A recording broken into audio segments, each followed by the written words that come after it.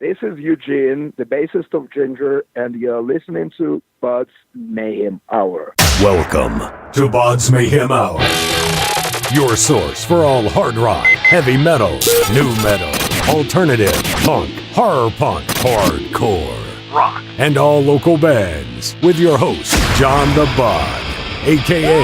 the Bodfather. Hey everybody, welcome to BODS Mayhem Hour. I'm your host, John the Bod, aka the Bodfather, and as always, I bring you guys awesome interviews. Today, it is an honor and privilege to have Eugene. He is the bassist of the mighty band Jinjer. We're going to be talking to him about their current album, King of Everything, which is out now. They're on tour right now in the U.S., so if you have a chance to check these awesome people out, please check out Jinjer. So, Eugene, man, you're under the weather, but getting better. So, how you doing? Oh, I'm fine. Yeah, finally we reached somewhere in the States where the weather is okay, because just a few days ago in Minneapolis, it was a real hell on earth with all those blizzards and really cold temperatures. Yeah, but now finally being here in Salt Lake City, it's quite pleasant outside. It's 10 degrees Celsius. And we all feel okay here, finally. That's good, man. I'm glad you're in a warm place. So let's jump, like I said previously, man, before we got this interview started, I really like what you guys bring to the table for music, and I think that you guys don't get enough credit for what you guys do, honestly. So thank you guys, first and foremost, as a fan. Thank you very much. It means a lot. It means a lot for us to have such people as you, who really appreciate and who understand what we do musically. What's impressed you the most about making the current album, King of Everything? What's caught your eye about it, if anything, man? First of all, I have to say that for us, King of Everything is, the page which we have already turned, because the album was released 2 years ago, quite long ago. And we've been supporting it for 2 years, touring everywhere. And the memories about it, I mean, they are not as clear as it used to be, as, for example, when we just released it. And now I think, what I feel about the album is pretty much different to what I felt about it when it was released. But generally, I have to say that King of Everything is another step for us, another step up, another stage, another level, new level. And it definitely showed how much we evolved from the previous album, Cloud Factory, which was released in 2000. And it was a big step, and it also was a big challenge, because we had very tight deadlines, and we actually expressed, all of us, we expressed ourselves completely on that record. We had just a few months to compose most of the songs. It was challenging, but we did it. And I have to say that all the songs, every single note, every single word of the lyrics is absolutely sincere and honest. This is what we are. This is what we were, to be honest, 2 years ago. So generally, this is what I still think about the album. And we all are very proud of what we did that time. But as I said, time is passing, and now it is high time for us to bring something new. And we're looking forward to finally this year when we go into studio and record something new, some new songs. What has Tatiana brought to the band that possibly was missing since she has joined it?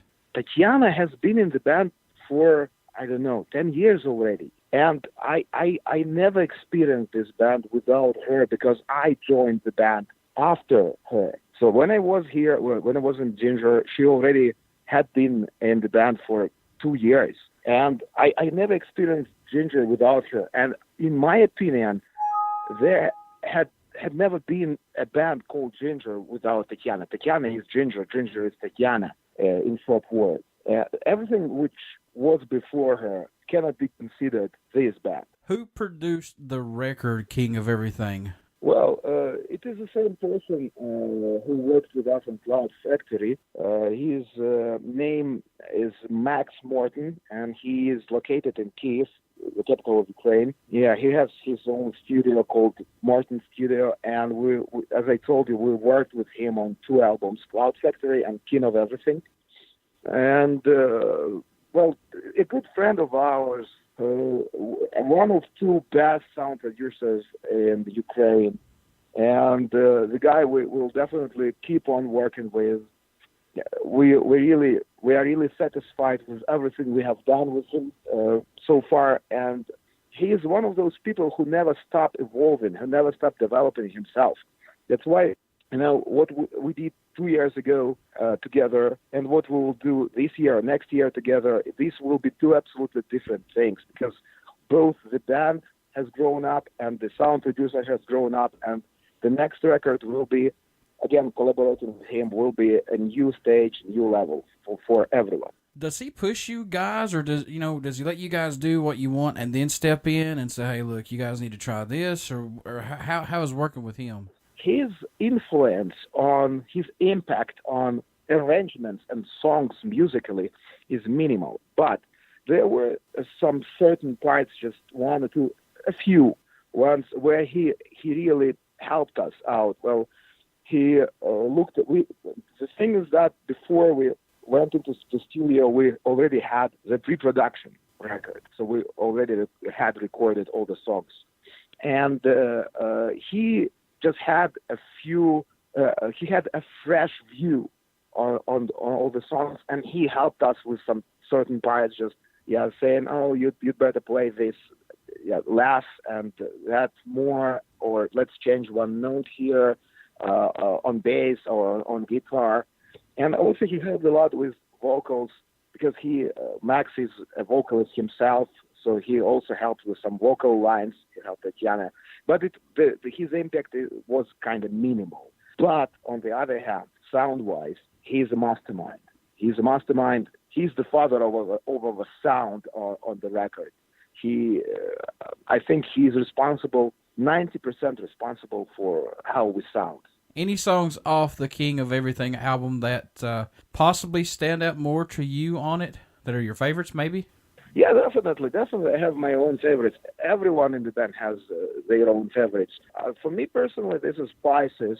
I Speak Astronomy. That's, two probably most progressive songs we've ever made so far. And, really heavy acts like Sister All Over, for example. This is, completely death metal song, which I really love. I love listening to and love playing on stage. These three just stand out, and the others are cool too. I love all of them, but these three stand out. When you talk about Pisces, man, that is just, God, that's a badass song. There's just no ifs, ands, or buts about it. Well, yeah, this is a badass song, and obviously this is the biggest hit we have because of that live video which we made. And you know what is funny? We never thought it would be like that. Why we actually made it? Because the album was recorded with a different drummer, not the one we have now. And Vlad joined the band right around that moment when the album was released. And we started jamming together, those first rehearsal we had. And we started playing Pisces, and that very moment I understood that, well, with him on drums, Pisces would sound absolutely different. But making another studio version with another drummer, well, that was, to my mind, and in our common opinion, was kind of awkward and senseless and ridiculous. That's why we decided to do a live version of Pisces in the studio, and it worked perfectly. Well, the feedback we had, nobody expected it, and the result was above all expectations. Well, and now we have the song on YouTube, that video, which has now, I think, more than 5 million views for just 1 year, and it was definitely a breakthrough for us. So talking about the song, as the biggest hit of Jinjer. But also, I have to say that this song is very, let me say, private, personal. This is the right word, personal, because, well, me and Tatiana, we are Pisces, and I think that she wrote the lyrics mainly kind of representing herself, her own being, her own nature. Yeah, and it reflects what she is, and me partially also. So it is kind of very personal. Love this song, really love it. Do you do anything differently to help keep your mind fresh and open during the writing and recording process to not let the music get stale, possibly? I do quite a lot of things apart from music. Well, first of all, I am married and I have a kid, and my family helps me really a lot to to have some rest from music. And I really love spending time with my family, going to a park, playing with my kid, and going with him to playground, and also, just some trivial things like watching films, reading books. I read a lot of scientific stuff. Some subscribe on the web for different scientific resources, and I'm trying to be really into all the updates in the world of science. And also, I love playing computer games, video games. Being at home, I just every day I do some sport workout, street workout. I go outside and do pull-ups, dips, and the pedal bars, this kind of stuff. Well, a lot of things apart from music, which really help me to stay fresh, to keep my mind fresh. For the folks that have not got to see Jinjer live as of yet, what can they expect from you guys live at a show? Well, everyone who's about to see us on stage should be prepared for real hell. Yeah. Because we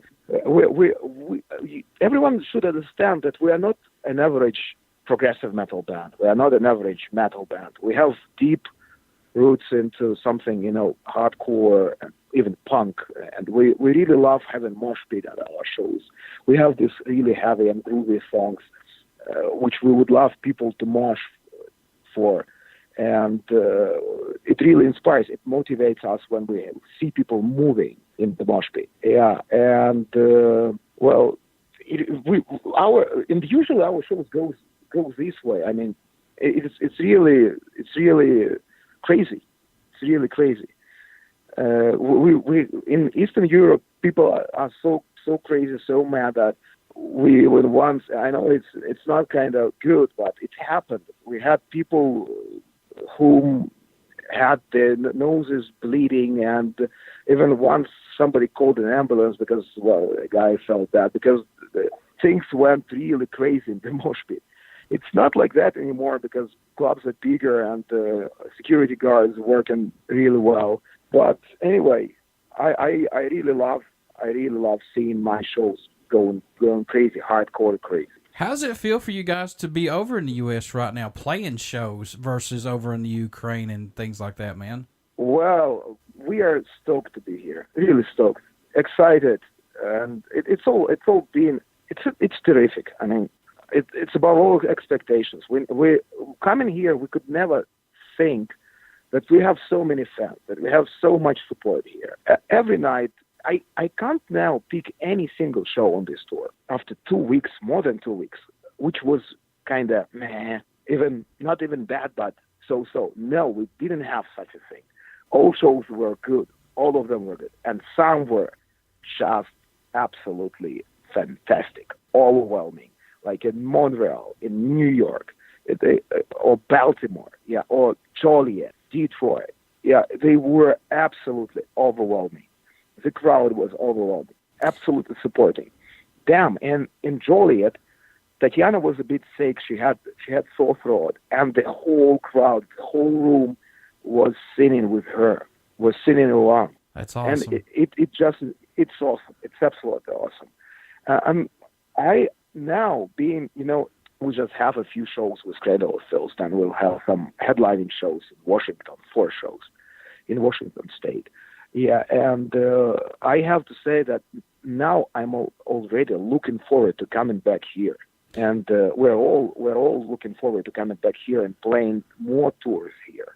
And we will. Now we have plans. We'll definitely play in the summer because we are announced at Heavy Montreal in Canada, and it is a great chance to play some shows in the United States.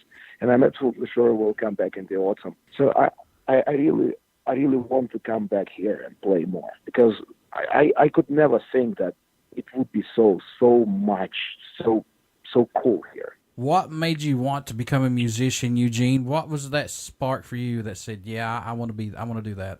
It's a hard thing. I had been, before I became a musician, I had been just a fan, a big metal fan, you know. Yeah. I started listening to this sort of music when I was 12, I think, or 11. But I first grabbed the bass in my hands when I was only 17 or 18 years old. I started playing very, very late. And why it happened, I met people, I just made friends who were musicians, and I hang out with them quite a lot. And at some point, I just thought maybe I should try it too. And, well, I thought that the bass was the easiest instrument because of just 4 strings on it. And, I started playing. And it brought me here where I am now. So I never thought I would be a professional musician playing never-ending shows all over the world. No, never thought like that when I was, for example, 15. When I was 15, I did sport, and I was, dreaming about a sport career. But you see how it changed. It changed completely. Music changed completely my whole life. Now I'm sitting here in Salt Lake City just before the show with Cradle of Filth. In the next room with us, there is John Five playing his show tonight, exactly the same place. Well, and it's just now looking back at all my life, I wonder how it all happened. It was meant to be, my friend. Yeah. Folks, Jinjer is out on tour right now. I suggest anybody that can get to a show, check this band out. If you can't get to a show, check them out online, buy their music. Eugene, how can folks stay in touch with you guys, buy some merchandise, tickets? How can they do that? Easily. It's very easy. Just on our Facebook. Subscribe on our Facebook page, and this is the best way to keep in touch with us. We have all these online store buttons there, just one click, and then you go to our online stores. There is one for the United States and Northern America. There is one for Europe and the rest of the world. So it's quite easy, and I think this is the fastest way to get all the updates, like new shows, new releases, all sorts of news. So Facebook, I think, yeah. Before I let you go, would you care to do a promo for my show? Easily, yeah, no problem. This is Eugene, the bassist of Jinjer, and you're listening to BODS Mayhem Hour. Everybody stick around. We got some great music coming up, and you only hear these interviews right here on BODS Mayhem Hour and BODS Mayhem Radio Network. Thank you so much, Eugene. Thank you very much, John.